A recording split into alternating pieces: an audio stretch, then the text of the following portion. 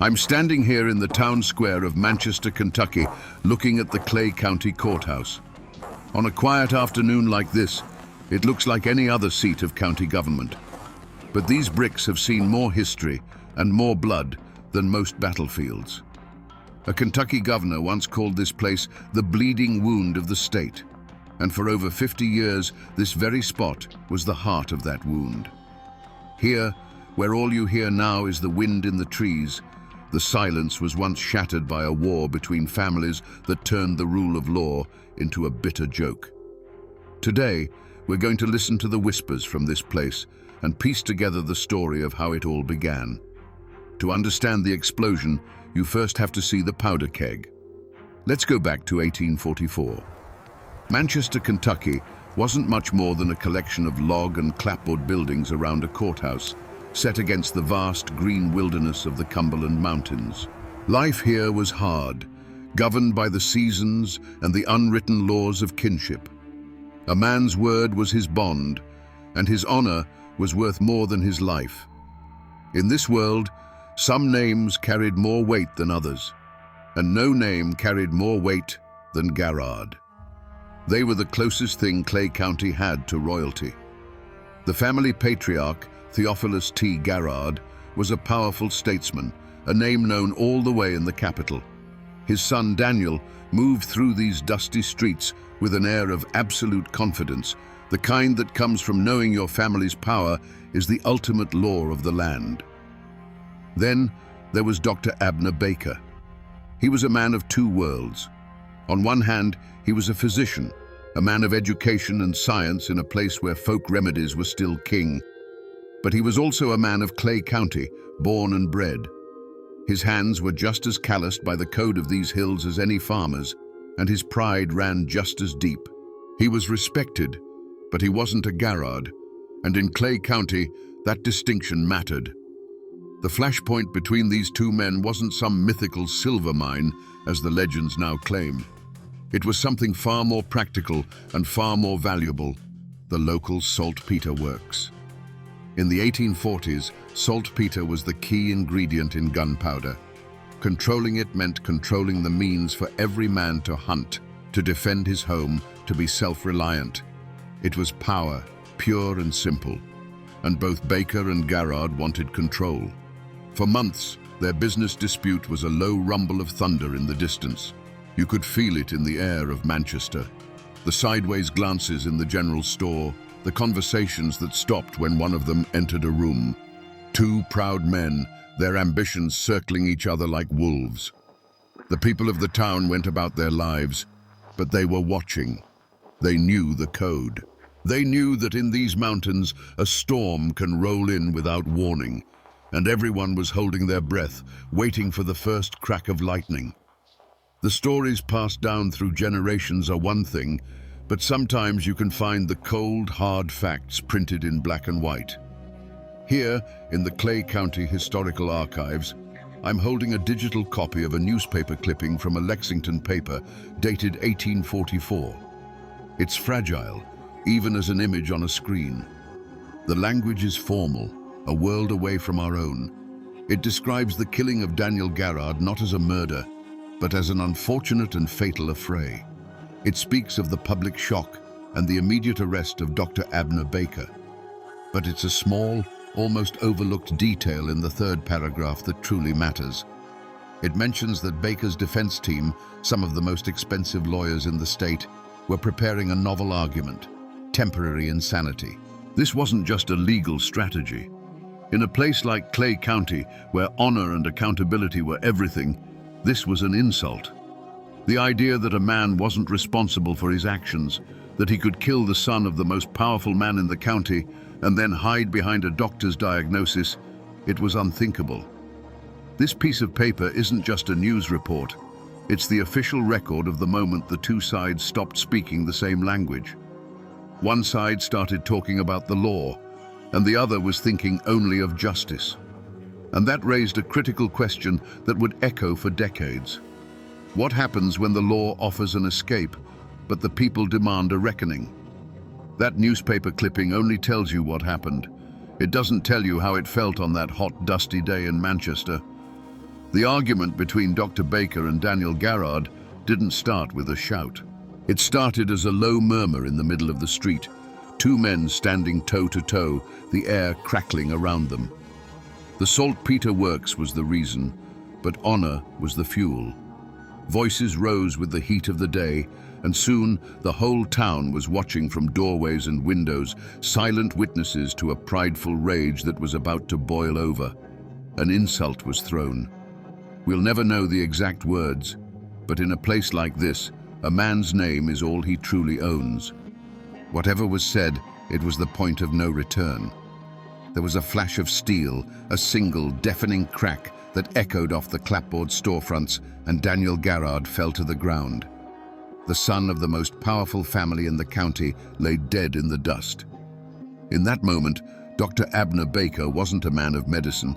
He was just another Clay County man who had answered a perceived slight with finality. The law moved swiftly at first. Baker was arrested, and for a moment it seemed like the system would work. A trial, a verdict, a hanging. That was the expected order of things. But then, a new word began to filter through the mountains, a word that felt like a trick from a faraway city. Insanity. The Baker family, with its money, had hired lawyers who claimed the doctor hadn't known what he was doing, that his mind had snapped. To the Garrards, and to half of Clay County, this was a second, deeper wound.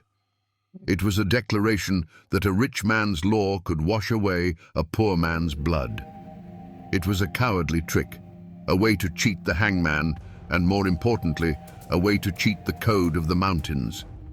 They saw it not as a legal defense, but as a profound act of disrespect to the dead and a challenge to the living. The seeds of conflict had been sown the moment Garrard fell, but this legal maneuver was the dark, fertile soil they needed to grow. The Garrard clan and their allies gathered on their porches and in their cabins, not to wait for a verdict from a judge, but to plan a reckoning. The official court had its own schedule, but in the hollows of Clay County, a different, older court was now in session, and it recognized only one sentence: blood for blood. Official records and old newspapers can give you the skeleton of a story, but the soul of it, the part that still beats, lives in the people who carry the memory. That's why I drove down a winding road deep into Clay County to a small house with a porch swing that's probably seen 100 years of summers. I came here to speak with a woman named Mary, the great-great-grandniece of Daniel Garrard.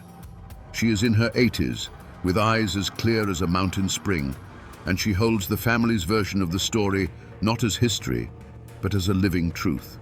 We sat on that porch for an hour, the chains of the swing groaning a slow rhythm, before I even asked about the feud.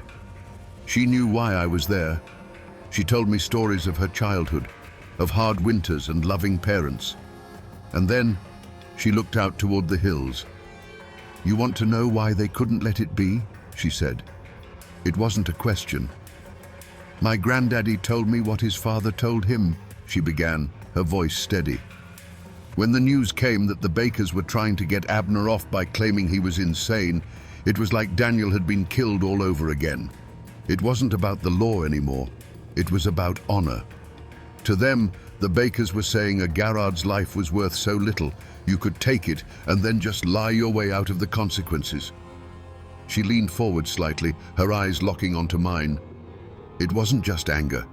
It was a duty. They believed if they let Abner Baker live out his days after a stunt like that, the Garrard name would be a joke. Every man in the county would know that you could wrong them and get away with it. They felt they had no choice. The law had failed to give them justice, so the family had to. That single piece of family law, passed down through 5 generations, explains everything. It wasn't just an act of revenge they were planning. In their minds, it was an act of survival. Dr. Abner Baker was sent to the Eastern State Asylum in Lexington.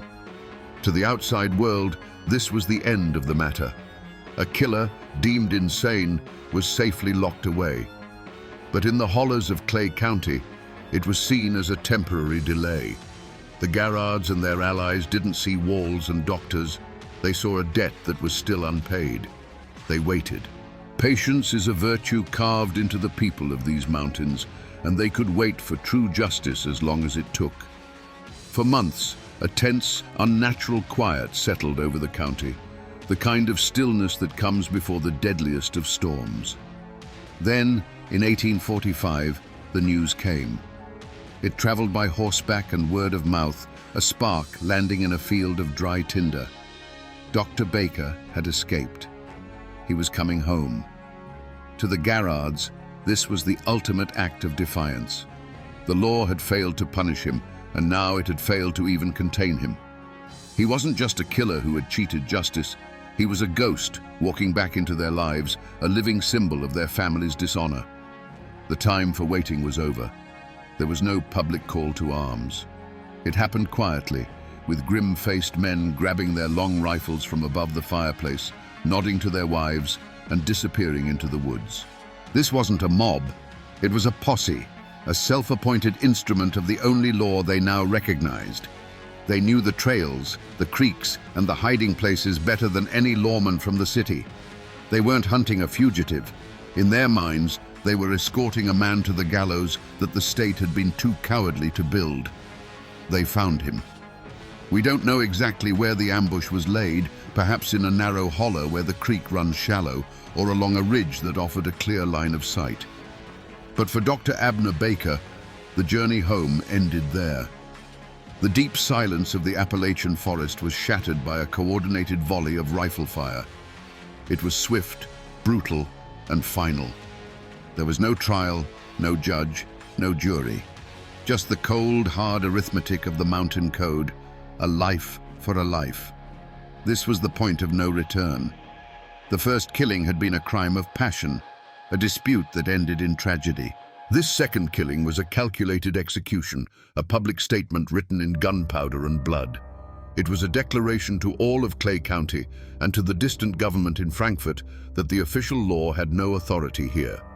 The Garrards had reclaimed their family's honor, and in doing so, they had thrown down a gauntlet. Now, the Baker family and their allies had a blood debt of their own to repay. The feud was no longer a disagreement. It was an inheritance, and it would be passed down to the next generation with all its terrible weight. I'm back at the courthouse in Manchester, but this time, I'm looking closer. The afternoon sun is low, casting long shadows across the lawn. A building like this, over 100 years old, absorbs history. And if you run your hand along these old bricks, you're touching the last silent witness to the war's most violent chapter. This is the place where the feud stopped being a series of back-alley ambushes and became an open rebellion.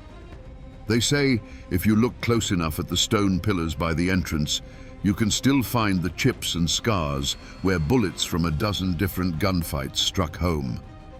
You have to imagine this lawn, not neatly trimmed, but churned to mud, filled with armed men loyal to the Howard clan. You have to picture those high windows, not with sunlight glinting off them, but barricaded from the inside with heavy oak desks and law books, with the glint of rifle barrels poking through the gaps. Because in 1898, this building wasn't a courthouse. It was a fortress, seized by Bad Tom Baker and his men. And right here, on this very lawn, the governor of Kentucky set up the state militia with a Gatling gun, a weapon of industrial warfare aimed at the heart of their own county seat. This is where it happened. The war came out of the shadows of the hollers and declared itself right here in the open. And on these very steps, years later, a final, fatal price would be paid. The feud didn't just smolder after the Civil War. It was forged into something harder, something colder. By the late 1890s, the fight was in the hands of a new generation, men who had grown up on stories of the first killings. On one side was Big Jim Howard, a man who could use a law book or a rifle with equal skill. On the other was the fearsome Bad Tom Baker, a one-armed Confederate veteran whose reputation was as hard as a coffin nail. The animosity between them finally reached its breaking point when Howard, using his political influence, began to stack the legal system against the Baker clan. Feeling the walls of the law closing in, Tom Baker made a decision that would stun the entire state. He would take the law itself hostage. In 1898, he and his heavily armed followers marched into Manchester, not as citizens, but as an occupying army. They stormed the courthouse, drove out the officials, and barricaded the doors. The seat of county justice was now the fortress of a clan warlord. From the second-story windows, the glint of rifle barrels sent a clear message to Jim Howard and his allies. The time for legal tricks was over. This would be settled with gunpowder. Manchester became a ghost town. Doors were bolted, windows shuttered. The only sounds were the scraping of boots on gravel and the sharp, ugly crack of a rifle shot that would echo through the empty streets, followed by an even more terrifying silence. A spider web of cracks would appear in a storefront window. A horse tied to a post would suddenly fall, its quiet death a warning to anyone who dared to show themselves. Inside the courthouse, the air was thick with tension and the smell of stale tobacco smoke. Tom Baker, his one arm as steady as iron, directed his men, their faces grim in the dusty shafts of light filtering through the barricades. The standoff dragged on for days.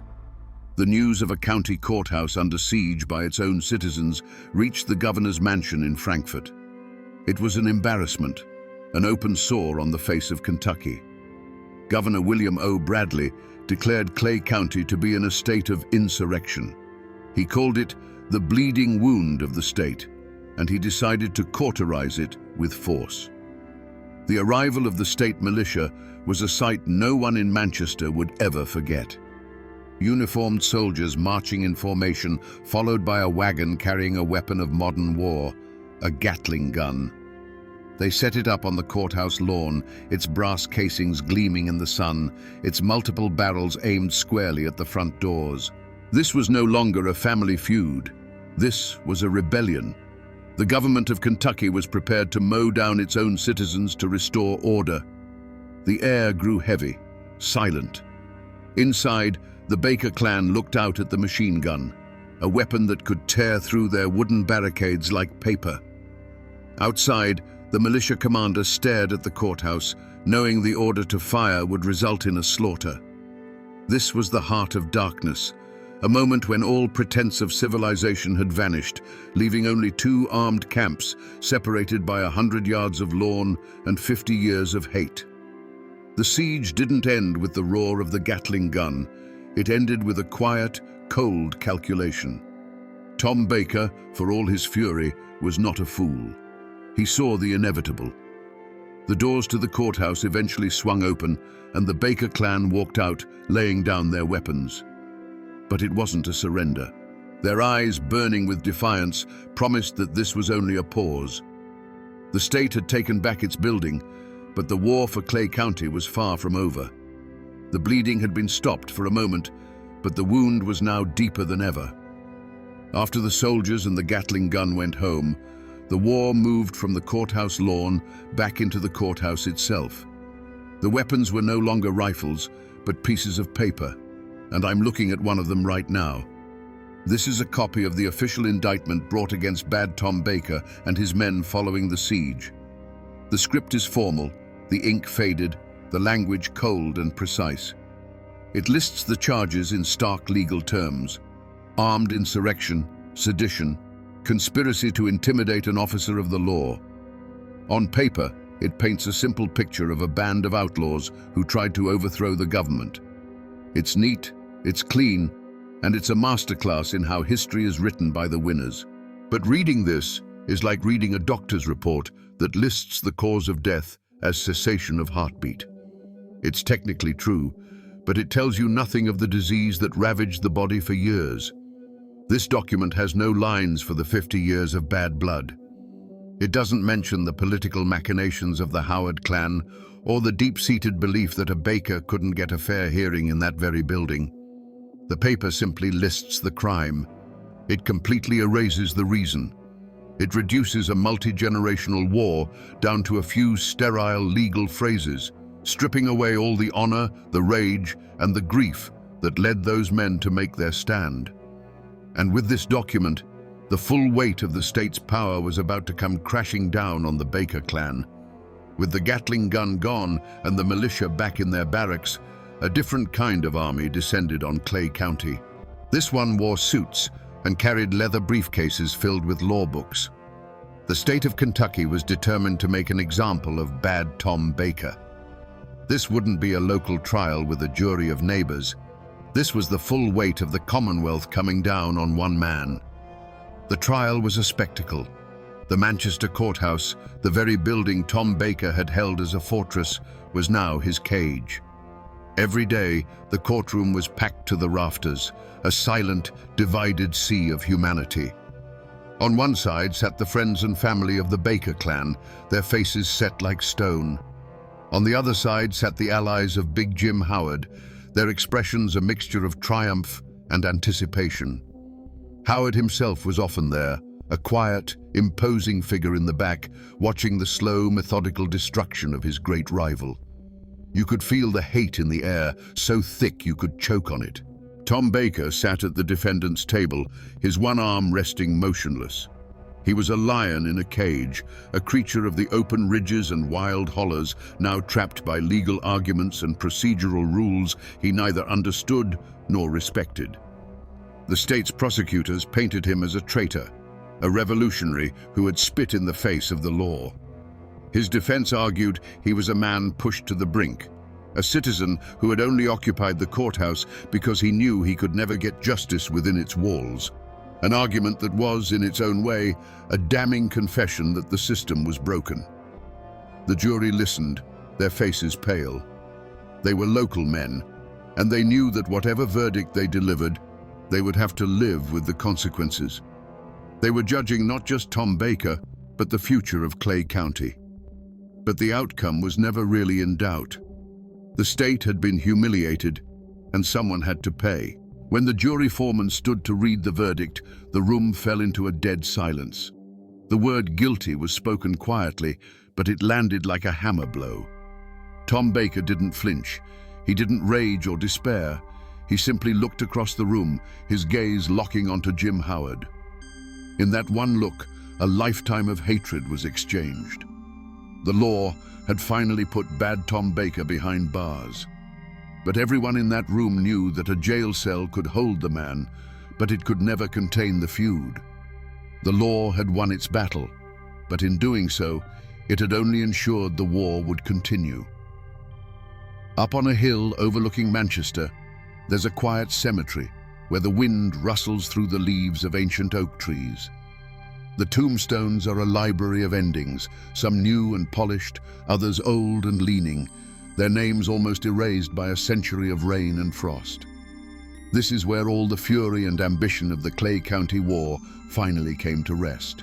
And this is where you find them. Over here is the grave of Bad Tom Baker. It's a simple military-style stone befitting a Confederate soldier. It lists his name, his company, and his dates. There are no grand pronouncements, just the hard, simple facts of a life that ended. His family still tends to it. A small flag flutters here on Memorial Days. It's a place of quiet, defiant dignity.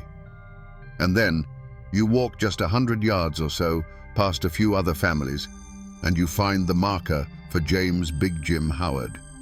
It's a bit more substantial, a testament to a man of property and political power.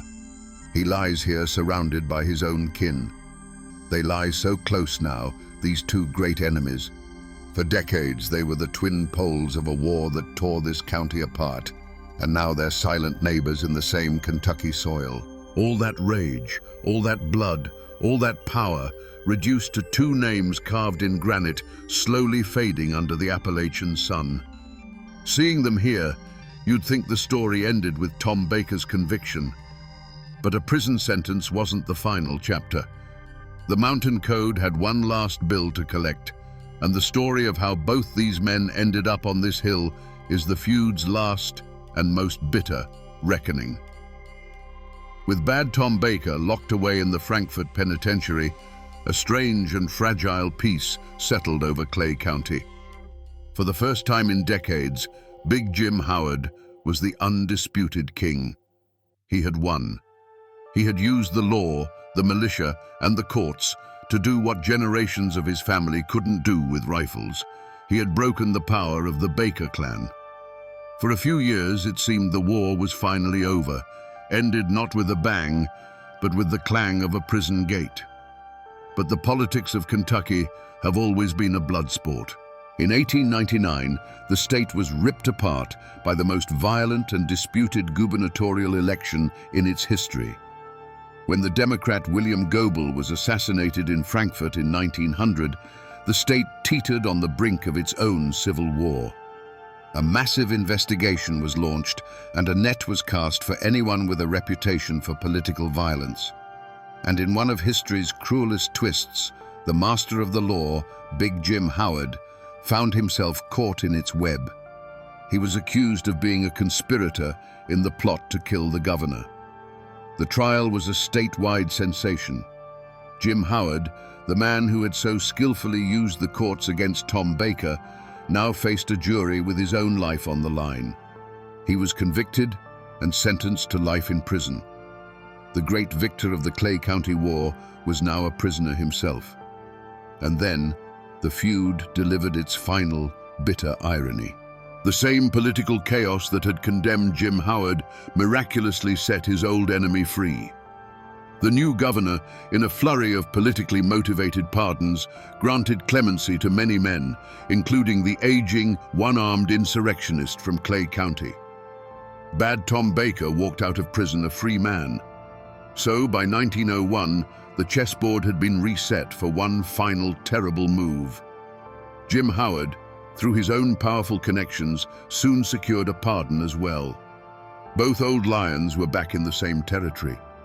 Baker was now an old man, perhaps believing the feud had died with their mutual imprisonment. Howard was also old, but he was a man who had been publicly shamed and imprisoned, and he had one last debt to settle. The long shadow of the feud had stretched across 57 years, and it was about to fall one last time, right back where it all began, in the streets of Manchester. Even now, more than a century after the last shot was fired, the Clay County War isn't a settled matter here. It isn't just a chapter in a history book. It's a living memory, a story that gets told on front porches and at family reunions, and the version you hear depends entirely on which family is telling it. The names Baker and Howard don't just belong to the dead. They belong to the living, and they still carry the weight of that old, bitter argument. To this day, if you talk to folks whose ancestors stood with Tom Baker, you'll hear the story of a hero. They'll tell you, Bad Tom was a man of the people, a proud Confederate soldier who stood up to a corrupt political machine run by the wealthy and powerful Howard family. They'll say the courthouse siege wasn't insurrection. It was a desperate man's only way to demand a justice he could never get from a bought and paid for judge. In their version, Tom Baker was a man of honor who was assassinated in cold blood, a victim of a coward's bullet because his enemies could never face him in a fair fight. But then, you drive a few miles down the road and ask a family whose great-grandfather rode with Jim Howard, and you'll get a different truth entirely. They'll tell you Big Jim Howard was the law. He was a sheriff, a leader, a man trying to drag a wild and violent county into the modern age. To them, Bad Tom Baker was a ruthless outlaw, a violent thug who thought he was above the law and terrorized anyone who stood against him. The courthouse siege was an act of treason, an attack on civilization itself. And his death on the courthouse steps. That wasn't an assassination. It was an execution, the long overdue end for a man who had lived by the gun. So which one is the truth? Was Tom Baker a folk hero or a homegrown terrorist? Was Jim Howard a civic leader or a political boss who used the law like a club? The honest answer is that after 100 years, the truth is a matter of blood and memory. The facts are a pile of dry bones, and it's the families that put the flesh and spirit back on them. The war is over, but the argument about who was right, who was wrong, and who deserved what they got, that argument will probably never end. When the shooting finally stops and the last of the warlords are in the ground, a story enters a new phase of its life. The hard, jagged facts of who did what to whom begin to get smoothed over by time, like a stone in a fast-running creek.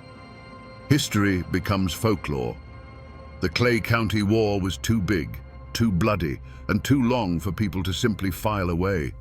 They had to make sense of it, to turn the sheer brutal chaos into a lesson, or a warning, or a ghost. Ask around Manchester today, especially among the older folks, and you might hear a story told in a hushed voice on a dark autumn night. They say that if you stand near the courthouse when the streets are empty and quiet, you can sometimes see a shadow moving on the steps where Bad Tom Baker fell. A tall, lonely figure with one empty sleeve that seems to sway in a breeze that no one else can feel. They say he's still waiting, still looking for the man who shot him, or perhaps for a kind of justice he never found inside that building. It's more than just a ghost story. The feud lives on as a cautionary tale, a lesson that became woven into the fabric of the community. It's the story a father would tell a hot-headed son to warn him about the poison of carrying a grudge. Remember the Bakers and the Howards, he'd say. They fought for so long, they forgot what they were even fighting about, and all they earned was a piece of land on Cemetery Hill. The war became a local proverb, a dark piece of wisdom paid for with generations of blood. This is how a community processes a trauma this deep. The specific details of the legal disputes and the political maneuvers fade away. What remains is a powerful myth, a story of two families locked in a death spiral, a one-armed ghost who haunts the seat of justice, and a bloody warning that echoes down through the years. The facts belong to the archives, but the legend belongs to the mountains. So here I am again, back on the square in Manchester, looking at the same courthouse as the day begins to fade. But I'm not seeing it the same way. It's no longer just an old brick building. I can almost see the shadow of Daniel Garrard falling in the dust, feel the tension of the siege with Tom Baker's men peering from the windows, and hear the echo of that final fatal shot on these very steps. We came here to listen to the whispers of this place, and what we heard was a 57-year-long scream. The Clay County War is a story about how honor, when it turns to pride, can become a prison. It's about how revenge can become a family's only inheritance. It's a hard lesson written in blood that shows how easily the law can be broken and how much harder it is to put back together. It proves that the most dangerous place on earth can be the few miles between your neighbor's house and your own when a grudge is on the line. The next time you pass a quiet courthouse on a sleepy town square, remember this one. Remember what these bricks have seen and the price that was paid right here. The men are gone. The guns are silent. The bleeding wound has finally scarred over, but the story remains.